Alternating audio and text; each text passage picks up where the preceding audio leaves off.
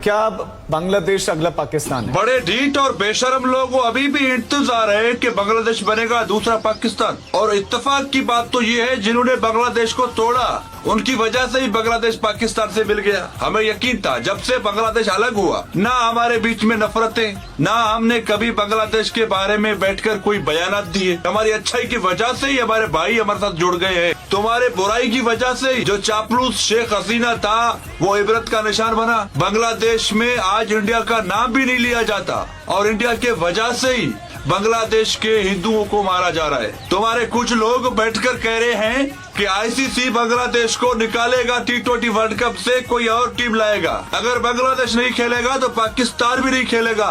तुम्हारे पीछे कौन खड़ा है? कोई भी नहीं है। पाकिस्तान के पीछे चाहे कारोबार के लिहाज से, चाहे क्रिकेट के लिहाज से, चाहे जंग के लिहाज से, एटमी हथियार के लिहाज से दुनिया की ताकत तरीन मुल्कें खड़ी है पाकिस्तान के पीछे। तुम्हारे पीछे कौन है?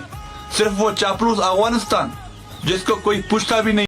कल को आप मेरे घर पर आ जाएंगे कि मुझे तो रूबिका लियाकत के घर पर प्रदर्शन रूबिका जी, अगर आप प्यार से बुलाएंगे और रात को 12 बजे के बाद बुलाएंगे हम जरूर आएंगे। नहीं चुप करके बात सुन, कोई गड़बड़ नहीं, कोई गड़बड़ नहीं, बात सुन, कोई गड़बड़ नहीं। हमारे आर्मी ने जो कहा है वो बिल्कुल ठीक कहा है, बिल्कुल ठीक कहा है, इसमें कोई दो राय नहीं है। तुम्हारे रो अपने अकाउंट्स बनाकर, फेक अकाउंट्स बनाकर उसमें क्या गुल खिलाता है। हमारा आईएसआई कभी ऐसा घटिया हरकत किया? हमारे आईएसआई ने कभी भी ऐसा घटिया हरकत नहीं किया। तुम्हारे रो फेक अकाउंट बनाकर उसमें से कुछ भी अपलोड कर देता है।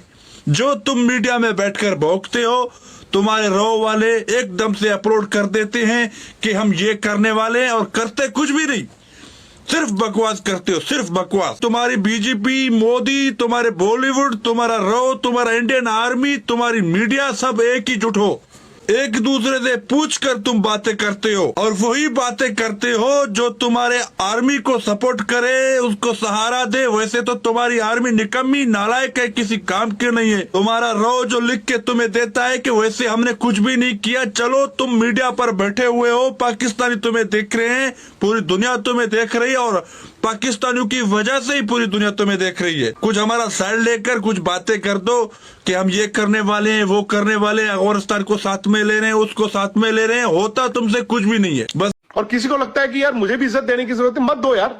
नहीं विकरण, हम भी आपको इज्जत देने के ख्वाहिशमंद नहीं है। इज्जत तो जिल्लत अल्लाह ताला के हाथ में है, मगर पता नहीं क्यों हर बार तुम्हें जलील करने का जरिया अल्लाह ताला पाकिस्तान को ही बना लेता है। आप पाकिस्तान में आए, हमारा हक था, हमने इज्जत दिया, आप उस इज्जत के काबिल नहीं बने तो जलील करना भी हमारा फर्ज बनता है।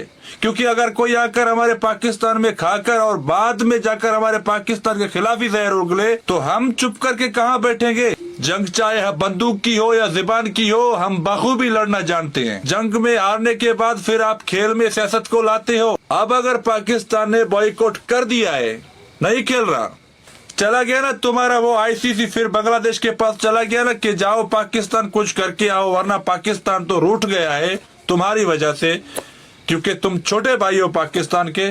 तो आज आ गया है वो बांग्लादेश क्रिकेट बोर्ड के सदर आ गए हैं आज पाकिस्तान में। अभी थोड़ा खुशी मनाओ, अभी थोड़ा खुशी मनाओ, अब हो जाएगा तुम्हारा काम।